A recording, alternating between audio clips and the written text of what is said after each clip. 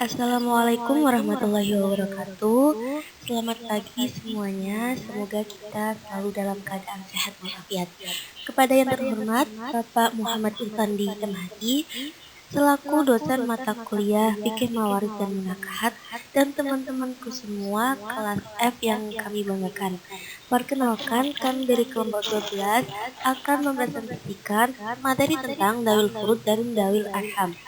Bagaimanakah Dawil Furud dan Dawil Arham? Mari kita simak bersama-sama.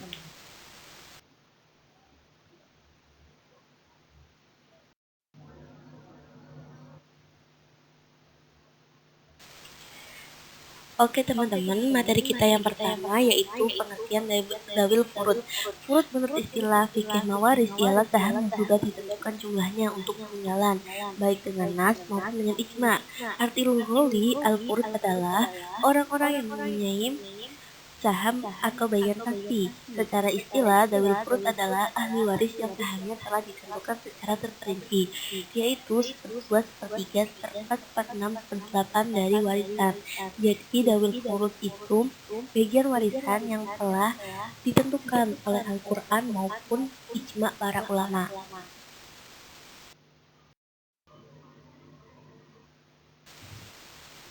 Materi selanjutnya yaitu pembagian Ashabul Furud atau Dawil Furud. Dawil Furud ada 12 orang, yang 4 laki-laki dan yang 8 dari perempuan. Bisa dibaca bersama-sama ya.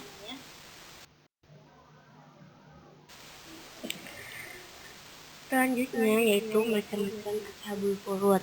Macam-macam ashabul furud tadi berarti yang 12 ashabul furud itu digolongkan lagi menjadi dua.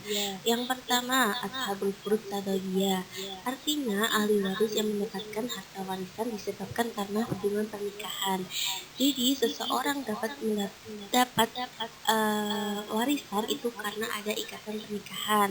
Contohnya, seandainya kalian belum menikah, maka kalian tidak berhak atas harta dari seorang laki-laki, dan setelah kalian dinikahi, maka kalian berhak atas harta warisan suami kalian tersebut.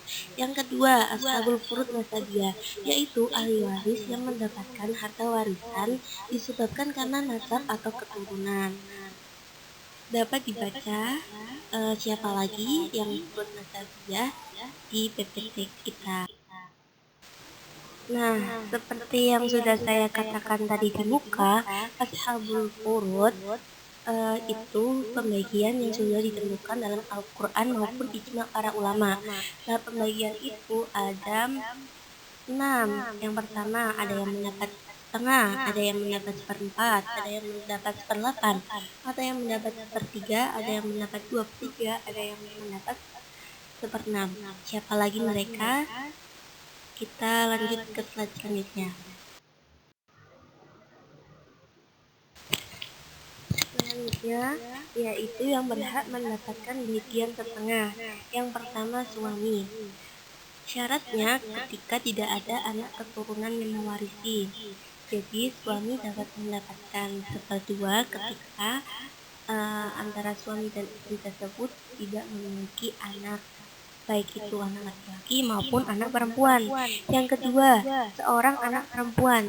Syaratnya jika ia sendirian atau anak tunggal dan tidak ada anak laki-laki. Karena seorang anak laki-laki itu dapat menghalangi atau dapat maujub gitu. Jadi anak perempuannya maujub karena terhalang oleh anak laki-laki.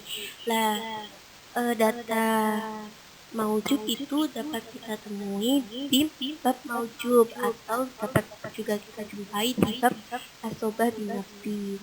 Yang ketiga yaitu seorang cucu perempuan dari anak laki-laki. Artinya berarti kita memiliki anak laki-laki, lah anak laki-laki itu memiliki anak perempuan. Artinya berarti anak perempuan tersebut adalah cucu kita, cucu perempuan. Syaratnya jika dia sendirian dan tidak ada ahli waris asobah, tidak ada anak laki-laki, anak perempuan, sebab anak laki-laki bisa menghalangi untuk mendapatkan setengah. Yang keempat, seorang saudara kandung, entah itu kakak kita atau adik kita yang seayah dan seibu. Jika ia sendirian dan tidak ada ahli waris asobah, tidak ada penghalang, dan tidak adanya anak perempuan atau anak perempuan dari anak laki-laki. Terus yang kelima yaitu saudara perempuan seayah. Maksudnya apabila kita memiliki ibu tiri kita melahirkan seorang anak perempuan, maka itu yang disebut saudara perempuan seayah. Syaratnya jika dia sendirian dan tidak ada ahli waris asobah, tidak adanya anak laki-laki atau perempuan dan saudara perempuan sekandung.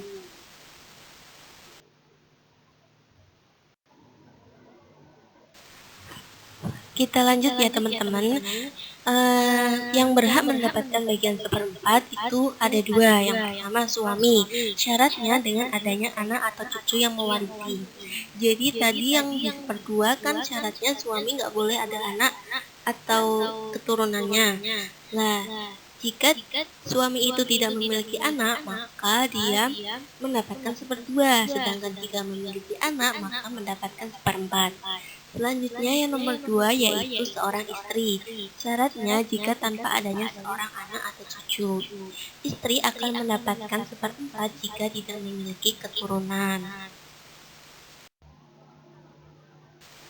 Lalu yang berhak mendapatkan seperlapan hanya satu orang, yaitu seorang istri.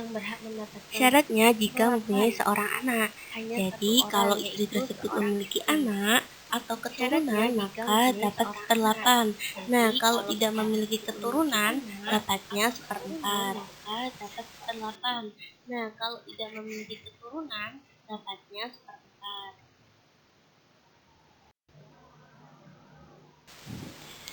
Yang mendapatkan 2/3.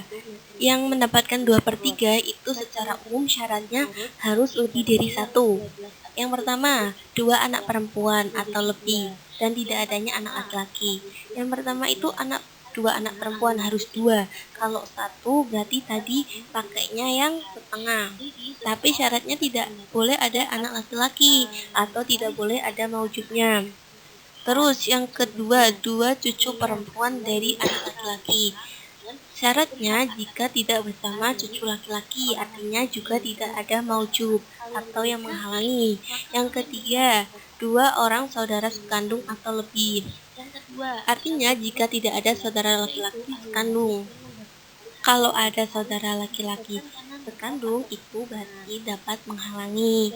Terus yang keempat, 2 orang saudara perempuan seayah atau lebih dan tidak bersama saudara laki-laki seayah.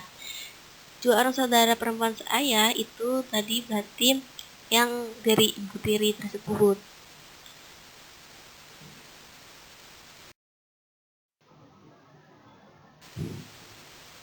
Yang berhak mendapatkan bagian sepertiga ada 2 orang. Yang pertama ibu. Syaratnya ketika si mayit itu tidak memiliki anak maupun saudara perempuan. Yang kedua, sejumlah saudara laki-laki atau saudara perempuan. Maksud dari kata sejumlah yaitu harus lebih dari 1. Dan syarat lain yaitu ketika tidak adanya ayah atau kakek.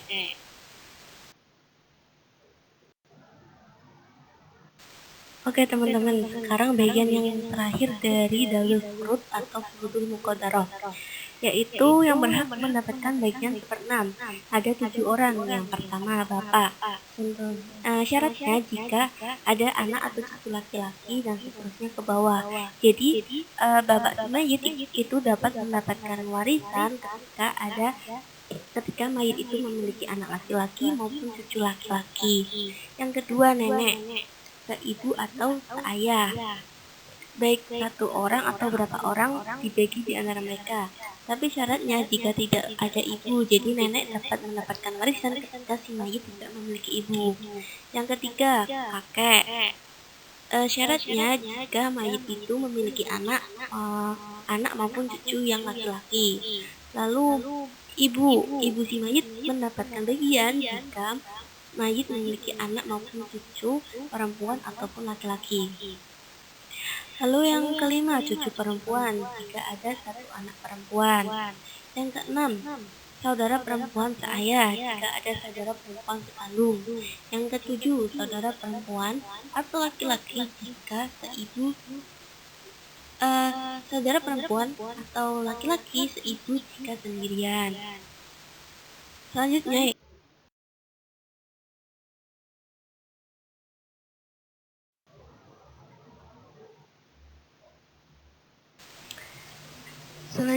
yaitu tentang syarat pemberian waris zawil arham. Yang pertama, tidak ada asbab furud. Jadi gini, ketika si mayit itu memiliki harta tetapi dia sama sekali tidak memiliki keluarga yang berada pada zawil furud yang tadi kita bahas, maka bagaimana hartanya? Maka hartanya itu dapat dibagi dengan dawil arham. Jadi dawil arham itu saudaranya tapi yang tidak ada dalam daftar dawil furud. Lalu yang kedua, tidak ada asoban. Nah, dawil arham tersebut juga bukan daftar asobah, baik asobah binafsi maupun asobah lainnya. Yang ketiga, apabila asobah ashabul furud hanya terdiri dari suami atau istri saja, maka ia akan menerima hak warisannya secara fard dan sisanya diberikan kepada dawil arham. Jadi, kalau seandainya seorang itu meninggal hanya meninggalkan suami, maka sisa dari harta yang tadi itu diberikan kepada dawil arham, bukan semuanya diberikan kepada suami atau istrinya saja yang ditinggalkan. Seperti itu, teman-teman. Selanjutnya yaitu pendapat beberapa imam tentang dawil arham. Jadi dawil arham ini ada beberapa pendapat. Yang pertama, tidak mendapatkan warisan. Jadi si dawil arham itu ada yang berpendapat tidak mendapatkan warisan. Lalu bagaimana harta dari si mayit? Harta dari si mayit itu dilimpahkan kepada baitul mal kaum muslimin. Terus pendapat yang kedua, dawil arham itu berhak mendapatkan warisan sebab dawil arham memiliki kekerabatan dengan pewaris. Jadi kadang si mayit itu tinggal itu hanya dengan si dawil arham, sedangkan para furudul muqaddarahnya itu tidak ada sama sekali. Maka berhak dong dawil arham itu mendapatkan warisan karena kan dia yang tinggal serumah, bahkan dia adalah ada kekerabatan yang dekat dengan si mayit tersebut.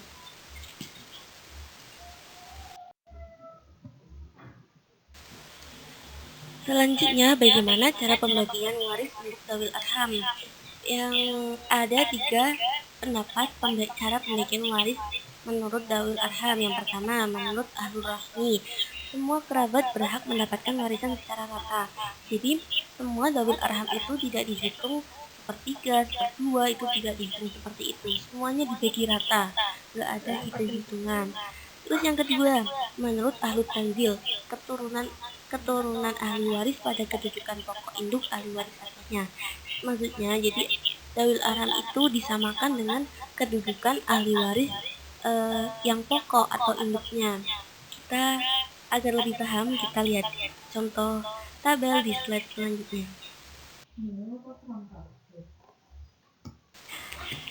Nah, ini tabel yang menjelaskan tentang maksud dari kedudukan pokok atau induknya.